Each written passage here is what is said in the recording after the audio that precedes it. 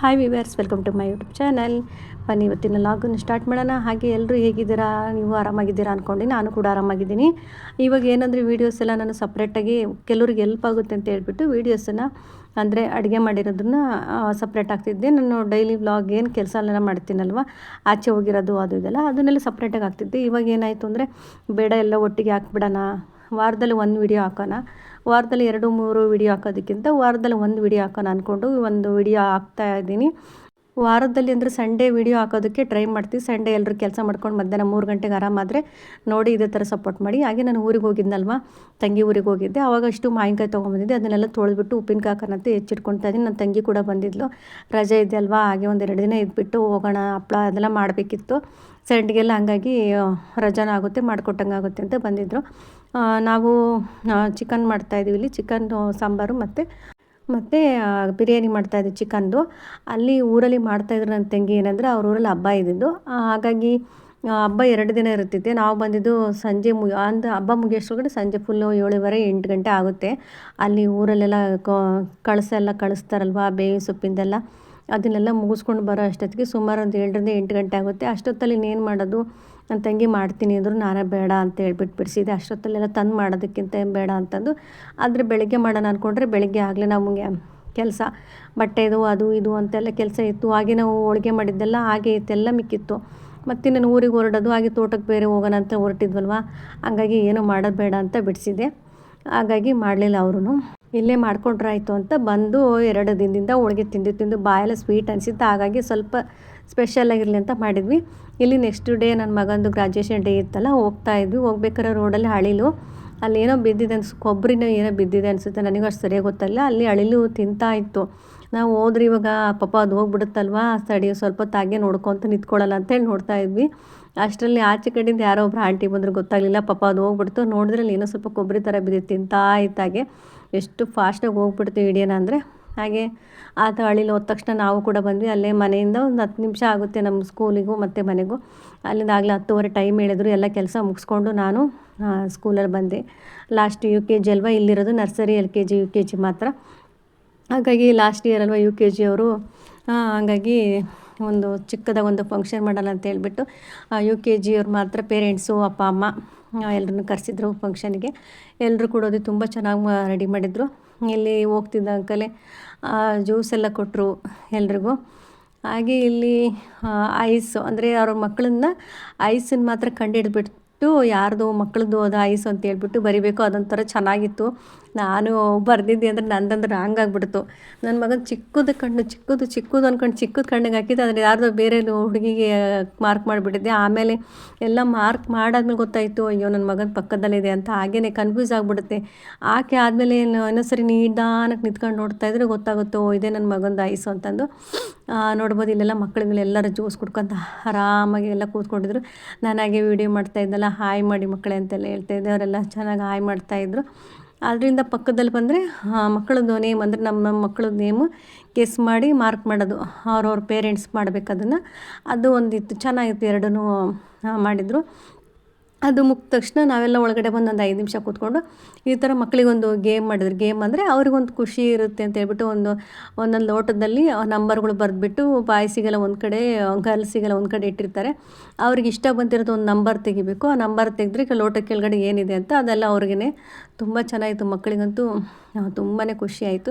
ಇದು ನನ್ನ ಮಗಂದು, ಅವನಿಗೆ ಕೀ ಚೈನ್ ಸಿಕ್ತು. ಒಬ್ಬೊಬ್ಬರಿಗೆ ಕಾರು, ಗರ್ಲ್ಸಿಗೆಲ್ಲ ರಿಬ್ಬನ್ನು, ಕ್ಲಿಪ್ಗಳು, ಕೈ ಬ್ಯಾಂಡು, ಈ ಥರದ್ದೆಲ್ಲ ಚಿಕ್ಕದಾಗಿ ಚೆನ್ನಾಗಿತ್ತು.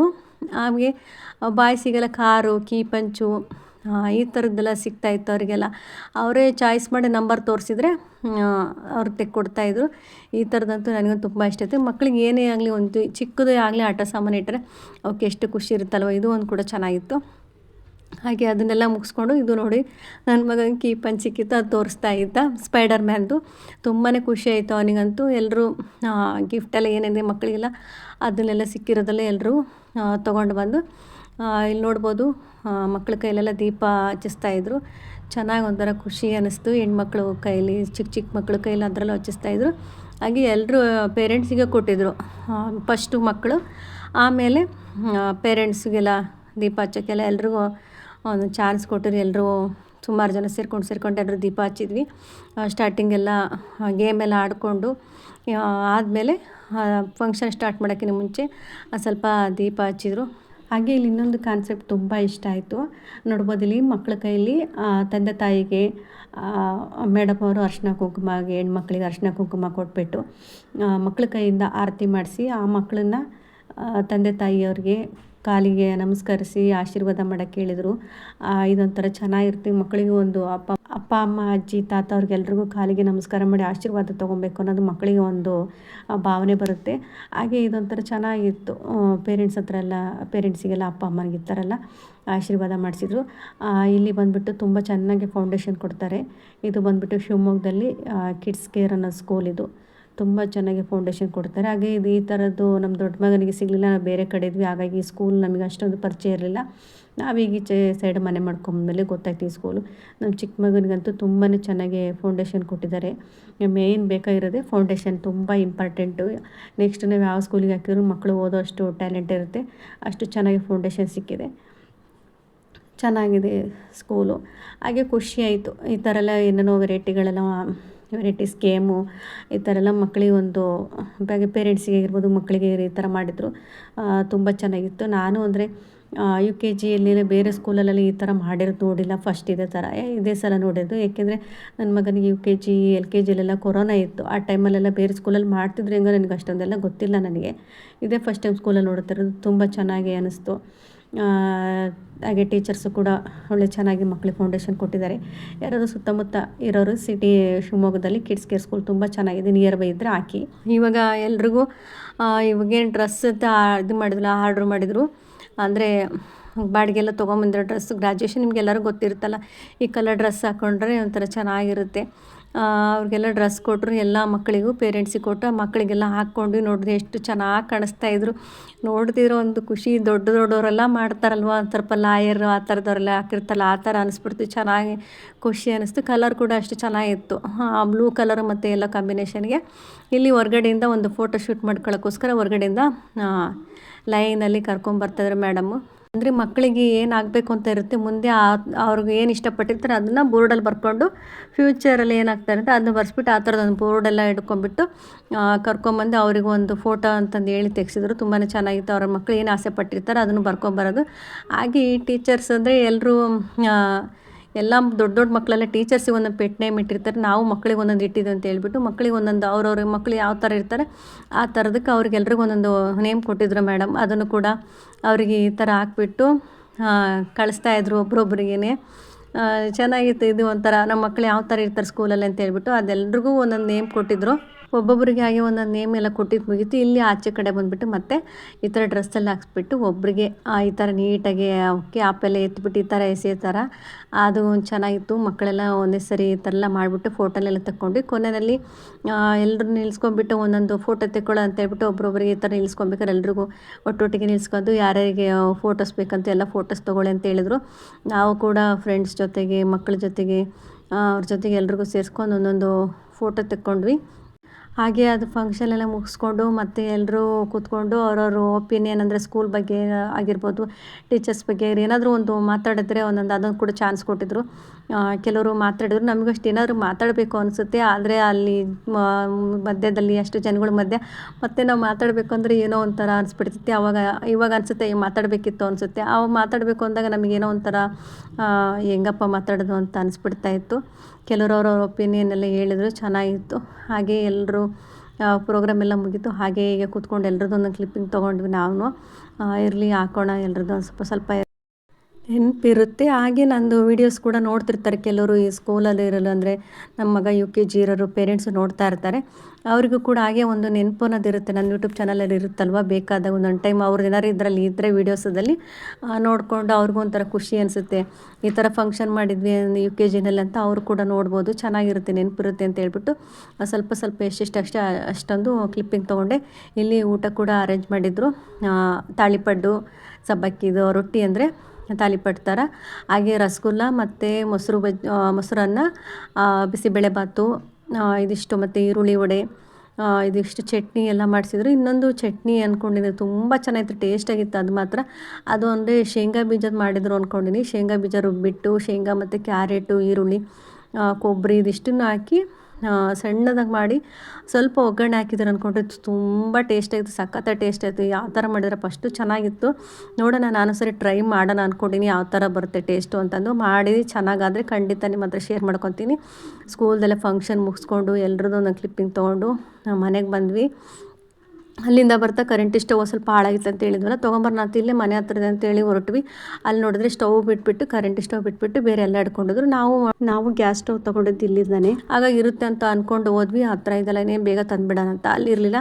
ಹಾಗಾಗಿ ಮತ್ತೆ ಪೇಟೆಗೆ ಹೋಗಬೇಕು, ಟೈಮ್ ಆಗುತ್ತೆ ಅಂತೇಳಿ ಹಾಗೆ ಬಂದ್ವಿ, ತರೋಕ್ಕಾಗಲಿಲ್ಲ. ನೋಡೋಣ ನೆಕ್ಸ್ಟ್ ಟೈಮ್ ಯಾವಾಗಲಾದ್ರೂ ತರೋದ್ರಾಗುತ್ತೆ ಅಂತ. ಹಾಗೆ ನನ್ನ ಮಗ ಕೂಡ ಅಷ್ಟೇ ತುಂಬಾ ಮಿಸ್ ಮಾಡ್ಕೊತಾನೆ. ಅಂದರೆ ಅವ್ನು ಇವಾಗಲೇ 2 ತಿಂಗಳಿಂದನೂ ಮಿಸ್ ಮಾಡ್ಕೊತಾನೆ. ನನಗೆ ನೆಕ್ಸ್ಟು ಹೊಸ ಸ್ಕೂಲಿಗೆ ಹೋದ್ರೆ ಯಾವ ಫ್ರೆಂಡ್ಸ್ ಸಿಗ್ತಾರೆ, ನಾನು ಯಾರ ಜೊತೆಲಿ ಇರಲಿ, ಯಾರ ಜೊತೆಲಿ ಕೂತ್ಕೊಳ್ಳಿ ಅಂತೆಲ್ಲ ಕೇಳ್ಕೊತಾ ಇರ್ತಾನೆ. ತುಂಬಾ ಮಿಸ್ ಮಾಡ್ಕೊಂಡು ಫ್ರೆಂಡ್ಸನ್ನೆಲ್ಲ ಕೇಳ್ತಾನೆ, ಯಾವ ಸ್ಕೂಲಿಗೆ ಹೋಗ್ತಾರೆ, ಇವ್ರು ಯಾವ ಸ್ಕೂಲಿಗೆ ಹೋಗ್ತಾರೆ ಅಂತೆಲ್ಲ ನನ್ನನ್ನು ಕೇಳ್ತಾನೆ. ನನಗೆ ಗೊತ್ತಿಲ್ಲಪ್ಪ ಅಂತ ಹೇಳ್ತೀನಿ. ಹಾಗೆ ಅವ್ರಿಗೂ ಸ್ವಲ್ಪ ಸೆಟ್ ಆಗಬೇಕಲ್ಲ, ಹೊಸ ಸ್ಕೂಲಿಗೆ ಹೋದರೆ 1 ತಿಂಗಳು 2 ತಿಂಗಳಲ್ಲಿ ಅಡ್ಜಸ್ಟ್ ಆಗಿಬಿಡ್ತಾರೆ. ಅದಲ್ಲಿಗೆ ಅವತ್ತಿಂದು ಸ್ಕೂಲಿಂದ ಮುಗೀತು. ಇಲ್ಲಿ ಊರಿಂದ ನಾನು ಹಲಸಿನಕಾಯಿ ಮತ್ತು ಮಾವಿನಕಾಯಿ ತೊಗೊಂಬಂದಿದ್ದೆ. ಮಾವಿನಕಾಯಿಂದ ಉಪ್ಪಿನಕಾಯಿ ಹಾಕೋಣ ಅಂತ ಹೇಳಿಬಿಟ್ಟು ಎತ್ತಿಟ್ಟಿದ್ದೆ. ಇದು ಬಂದು ಹಲಸಿನಕಾಯಿನ ಕಬಾಬ್ ಮಾಡೋಣ ಅಂತ ಹೇಳ್ಬಿಟ್ಟು ನೋಡ್ತಾ ಇದ್ದೆ, ಚೆನ್ನಾಗಿ ಬರುತ್ತೆ ಅಂತ. ಬೇರೆ ಯೂಟ್ಯೂಬಲ್ಲೆಲ್ಲ ನೋಡಿದ್ದೆ ನಾನು, ಚೆನ್ನಾಗಿರುತ್ತೆ ಅಂತ ಹೇಳ್ತಿರಲ್ವ. ಹಾಗಾಗಿ ನಾನು ಕೂಡ ಮಾಡೋಣ ಅಂತ ಹೇಳ್ಬಿಟ್ಟು ಹಲಸಿನಕಾಯಿ ತೊಗೊಂಬಂದು 1 ಲೋಟ ನೀರು ಹಾಕ್ಬಿಟ್ಟು 1 ವಿಷಲ್ ಹಾಕ್ಸ್ಕೊಂಡೆ. ಬೇಯುತ್ತೇನೋ, ತುಂಬ ಗಟ್ಟಿ ಇರುತ್ತೆ ಅಂದ್ಕೊಂಡು ಬೇಯಿಸ್ಕೊಂಡೆ. ಆಮೇಲೆ ಇದಕ್ಕೆ ಪಕ್ಕದಲ್ಲಿ ಬೇಯಿಸ್ಕೊಂಡು ರೆಡಿ ಮಾಡಿ ಇಟ್ಕೊಂಡಿದ್ದೀನಿ. ಇಲ್ಲಿ ಪಕ್ಕದಲ್ಲಿ ಬಂದುಬಿಟ್ಟು 2 ಕಬಾಬ್ ಪೌಡ್ರ್ ಹಾಕ್ಕೊಂಡೆ, 40 ರೂಪಾಯಿ 2 ಕಬಾಬ್ ಪೌಡ್ರು. ಹಾಗೆ ಸ್ವಲ್ಪ ಕಾರ್ನ್ಫ್ಲೋರು, ಸ್ವಲ್ಪ ಗರಂ ಮಸಾಲ, ಸ್ವಲ್ಪ ಧನಿಯಾ ಪೌಡರು, ಹಾಗೆ ಸ್ವಲ್ಪ ಶುಂಠಿ ಬೆಳ್ಳುಳ್ಳಿ ಪೇಸ್ಟು, ಸ್ವಲ್ಪ ಎಕ್ಸ್ಟ್ರಾ ಉಪ್ಪು, ಸ್ವಲ್ಪ ಜಾಸ್ತಿ ಇದ್ದಲ್ಲ 2 ಪ್ಯಾಕೆಟ್ ಆಗೋಲ್ಲ. ಹಾಗಾಗಿ ಎಲ್ಲ ಸ್ವಲ್ಪ ಎಕ್ಸ್ಟ್ರಾ ಮತ್ತೆ ಸೇರಿಸ್ಕೊತಾ ಇದ್ದೀನಿ.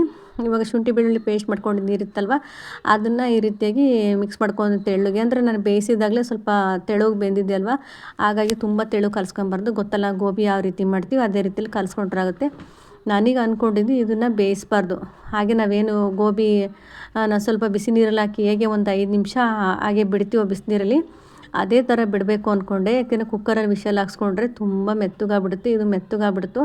ಅಂದರೆ ಹೊರ್ಗಡೆದೆಲ್ಲ ಚೆನ್ನಾಗಿ ಗಟ್ಟಿ ಇರ್ತಿ, ಒಳಗಡೆದೇನಿದೆ ಹಣ್ಣು ಬಿಡುತ್ತಲ್ಲ ಆ ಥರದ್ದು ಅದು ಸ್ವಲ್ಪ ಮೆತ್ತಗೆ ಅನ್ನಿಸ್ತು. ಅಷ್ಟು ಬಿಟ್ಟರೆ ಎಲ್ಲ ಪರವಾಗಿಲ್ಲ, ಸ್ವಲ್ಪ ಚೆನ್ನಾಗಿ ಅನ್ನಿಸ್ತು. ಆದರೆ ಯಾರಾದರೂ ಹೊಸ್ದಾಗಿ ಮಾಡೋರು ಕುಕ್ಕರಲ್ಲಿ ಹಾಕಿ ಬೇಯಿಸ್ಕೊಬೇಡಿ. ಹಾಗೆ ಜಸ್ಟ್ ಹೂಕೋಸು ಬೇಯಿಸ್ಕೊತೀವಲ್ವ, ಒಂದು 5 ನಿಮಿಷ ಬಿಸಿನೀರಲ್ಲಿ ಹಾಕ್ಬಿಟ್ಟು ಆ ರೀತಿ ಬೇಯಿಸ್ಕೊಂಡು ಬಸಿ ಹಾಕ್ಬಿಡಿ, ಸಾಕಾಗುತ್ತೆ. ನಾವು ಎಣ್ಣೆಲೆಲ್ಲ ಫ್ರೈ ಮಾಡ್ತೀವಲ್ಲ, ಡೀಪ್ ಫ್ರೈ, ಆವಾಗ ಚೆನ್ನಾಗಿ ಬೆಂದೋಗ್ಬಿಡುತ್ತೆ. ಕುಕ್ಕರಲ್ಲಿ ಹಾಕೋದು ಅವಶ್ಯಕತೆ ಇಲ್ಲ. ನೋಡ್ಬೋದು ಎಷ್ಟು ಚೆನ್ನಾಗಿ ಬಂದಿತ್ತು. ಟೇಸ್ಟ್ ಮಾತ್ರ ಸೂಪರಾಗಿ ಕಬಾಬ್ ಥರನೇ ಇತ್ತು. ಆದರೆ ಏನಾಗಿತ್ತು ಅಂದರೆ ಮೇಲ್ಗಡೆ ಎಲ್ಲ ಕ್ರಿಸ್ಪಿಯಾಗಿತ್ತು, ಒಳಗಡೆಲ್ಲ ತುಂಬ ನೈಸ್ ಇತ್ತು. ಇದು ಏನಿದೆ ಹಲಸಿನ ಹಣ್ಣಿಂದು ಎಳೆ ಥರದ್ದಿಲ್ಲ, ಅದು ತುಂಬ ಮೆತ್ತಗೆ ಬೆಂದೋಗ್ಬಿಟ್ಟಿದೆ ಅಂತ ಅಂದ್ಕೊಂಡೆ. ಮೆತ್ತಗೆ ಬೆಂದ್ಬಿಟ್ಟಿತ್ತು. ಅಷ್ಟು ಬಿಟ್ಟರೆ ಚೆನ್ನಾಗಿತ್ತು. ನಾನಿಲ್ಲಿ ಸಂಡಿಗೆ ಮಾಡೋಕ್ಕೆ ಅಂತ ಹೇಳ್ಬಿಟ್ಟು ಅದು ಅಕ್ಕಿ ನೆನೆಸಿದ್ದೆ. 2 ದಿನ ನೆನೆಸಿನಿ, 2 ನೈಟು ನೆನೆಸಿಟ್ಟಿದ್ದೀನಿ. ಡೈಲಿ ತೊಳೆದು ಅಕ್ಕಿನ ನೀರನ್ನು ಚೇಂಜ್ ಮಾಡಿ ಇಡಬೇಕಾಗುತ್ತೆ. 2 ದಿನ ಆಗಿ 3ನೇ ನೈಟಿನ ದಿನ ರುಬ್ಬಿಡ್ತಾ ಇದ್ದೀನಿ.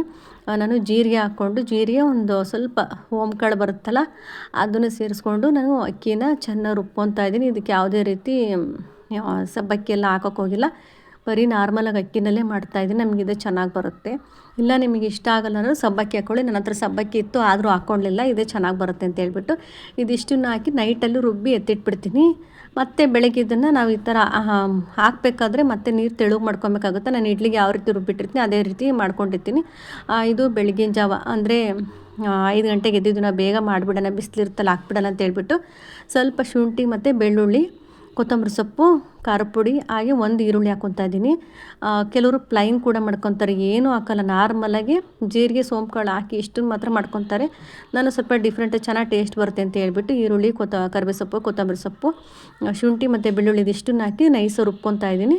ನಾನಿಲ್ಲಿ 1 kgಗಿಂತ 1/4 kg ತೊಗೊಂಡಿದ್ದೀನಿ ಅಕ್ಕಿನ. 1/4 kgಗೆ ನಾನಂದರೆ ಇವಾಗ ಅಳತೆ ಹೇಳ್ತೀನಿ ನೋಡ್ಕೊಳ್ಳಿ. 1 ಲೋಟಕ್ಕೆ 4 ಲೋಟ ನೀರು ಅಂತ ಅಳತೆ. ನೀವು 1 ಪಾತ್ರೆ ಅಕ್ಕಿ ತೊಗೊಂಡ್ರೆ 4 ಪಾತ್ರೆ ನೀರು ಹಾಕಬೇಕು ಸಂಡಿಗೆಗೆ. ಪಾತ್ರೆ ಅಂತ ಅಂದ್ಕೊಂಡ್ರೆ ನೀವು ಇಟ್ಟಿರೋ ಪಾತ್ರೆ ಲೆಕ್ಕ ತೊಗೊಬೇಡಿ. ಯಾವುದಾದ್ರು ಚಿಕ್ಕದು ಲೋಟ ಆಗಿರ್ಬೋದು ಅಥವಾ ಒಂದು ಪಾತ್ರೆ, ಚಿಕ್ಕ ಪಾತ್ರೆ ಇರ್ಬೋದು, ಅದ್ರಲ್ಲಿ ನೀವೇನಾದ್ರು ಅಕ್ಕಿ ತೊಗೊತೀನ ಮೆಜರ್ಮೆಂಟಿಗೆ ಅಂದರೆ 1ಕ್ಕೆ 4 ಲೋಟ ನೀರು ಹಾಕ್ಕೊಳ್ಳಿ, ಚೆನ್ನಾಗಿ ಬರುತ್ತೆ. ಚಕ್ಲಿಗೆಲ್ಲ ಆದರೆ 1ಕ್ಕೆ 2 ಲೋಟ ಹಾಕ್ಕೊಳ್ಳಿ. ಸಂಡಿಗೆಗೆ ಮಾತ್ರ 1ಕ್ಕೆ 4 ಲೋಟ ಅಳತೆ ನೀರು ತೊಗೊಳ್ಳಿ, ಕರೆಕ್ಟಾಗಿ ಬರುತ್ತೆ. ಇಲ್ಲ ಸ್ವಲ್ಪ ನಿಮಗೆ ಗಟ್ಟಿ ಆಯಿತು ಅನಿಸಿದ್ರೆ ಸ್ವಲ್ಪ ನೀರು ಹಾಕೊಬೋದು ಅಷ್ಟೇ. ಈಗ ಕಲಿಸ್ಬಿಟ್ಟು ನೀರಲ್ಲಿ ಚೆನ್ನಾಗಿ ಕಲಿಸ್ಬಿಟ್ಟು ಹಾಕಿದ್ದೀನಿ ನೋಡಿ. ಒಂದು ಕೈ ಆಡ್ತಾನೆ ಇರಬೇಕು, ಜಾಗೆ ಬಿಟ್ಟರೆ ಗಂಟಾಗುತ್ತೆ. ಸ್ವಲ್ಪ ಗಟ್ಟಿ ಆಗುತ್ತೆ ಅಂತ ಫುಲ್ ಕೈ ಆಡ್ತಾಯಿದ್ರೆ ಗಟ್ಟಿ ಆಗ್ತಾ ಬರುತ್ತೆ ನೋಡಿ. ಈ ರೀತಿ ಗಟ್ಟಿಗೆ ಮಾಡ್ಕೊಂಡಿದ್ದೀನಿ ನಾನು. ಇದೇನಾಗುತ್ತೆ, ನಾವು ಸೀರೆ ಮೇಲೆಲ್ಲ ಹಾಕ್ತಾ ಮತ್ತೆ ಗಟ್ಟಿ ಆಗಿಬಿಡುತ್ತೆ. ಹಾಗಾಗಿ ನಾವು ಆಗಲೇ ಒಂದು ಸರಿ ಹಾಕ್ಬಿಟ್ಟು ಬಂದೆ, ವೀಡಿಯೋಗೆ ತೋರಿಸ್ತಿಲ್ಲಲ್ಲ ಅಂತ ಹೇಳ್ಬಿಟ್ಟು ಮತ್ತೆ ಇವಾಗ ಲಾಸ್ಟಲ್ಲಿ ತೋರಿಸ್ತಾನೆ. ಅರ್ಧ ಫುಲ್ ಆಗಿತ್ತಿದ್ರು ಪಾತ್ರೆ, ನಾವಿವಾಗ ಅರ್ಧ ಆಲ್ರೆಡಿ ಮೇಲ್ಗಡೆ ಹಾಕ್ಬಿಟ್ಟು ಬಂದಿದ್ವಿ.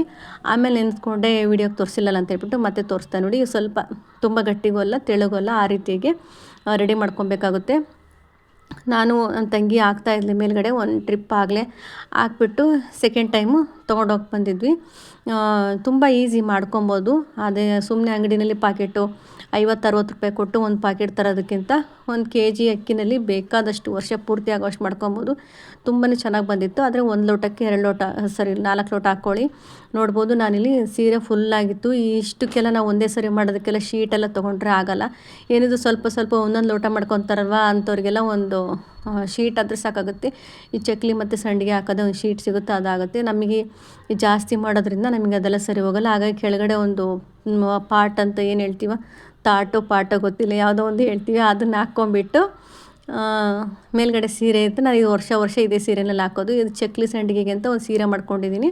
ಈ ಸೀರೆ ಮೇಲೆ ನೋಡಿ ಇಷ್ಟು ಹಾಕ್ತಾಯಿದ್ದೀನಿ. ಸ್ವಲ್ಪ ಚಿಕ್ಕದಾಗಿ, ದೊಡ್ಡಕ್ಕೆ ಬೇಕಾದ್ರೆ ದೊಡ್ಡಕ್ಕೂ ಹಾಕ್ಬೋದು, ಚಿಕ್ಕಕ್ಕೂ ಹಾಕ್ಬೋದು. ನಮ್ಮ ತಂಗಿ ಈ ಕಡೆ ಒಂದು ಕಡೆಯಿಂದ ಹಾಕ್ಕೊತ ಬರ್ತಿದ್ದು, ಅವರು ಸ್ವಲ್ಪ ದೊಡ್ಡದಾಗಿ ಹಾಕ್ತಿದ್ರು, ನಾನು ಸ್ವಲ್ಪ ಚಿಕ್ಕದಾಗಿ ಹಾಕ್ತಿದ್ದಿರಲಿ ಅಂತ ಹೇಳ್ಬಿಟ್ಟು.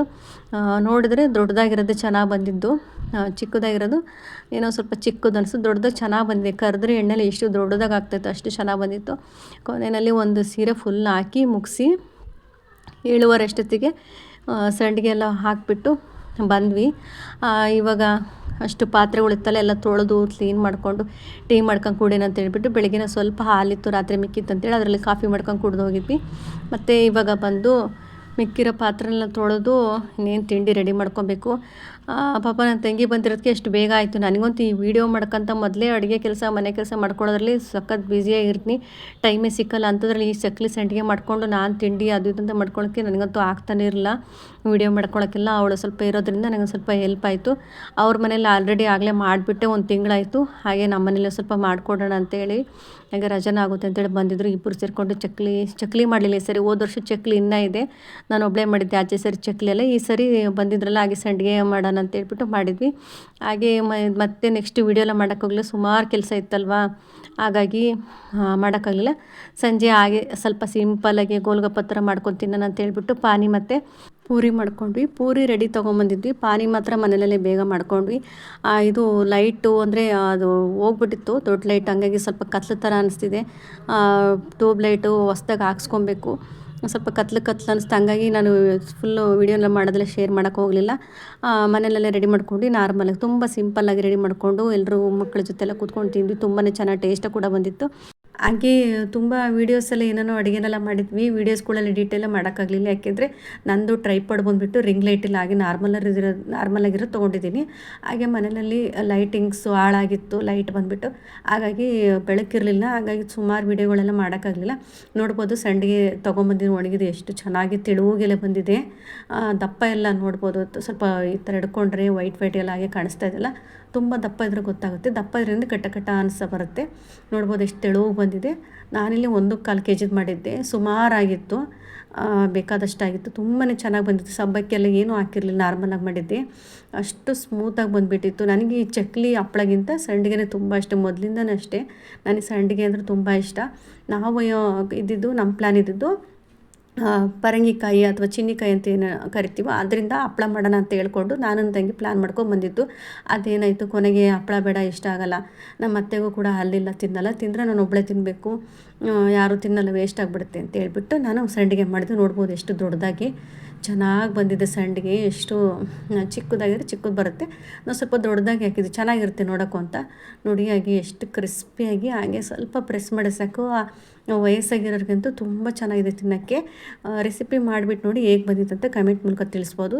ಸಬ್ಸ್ಕ್ರೈಬ್ ಮಾಡ್ಕೊಳ್ಳಿ. Thank you.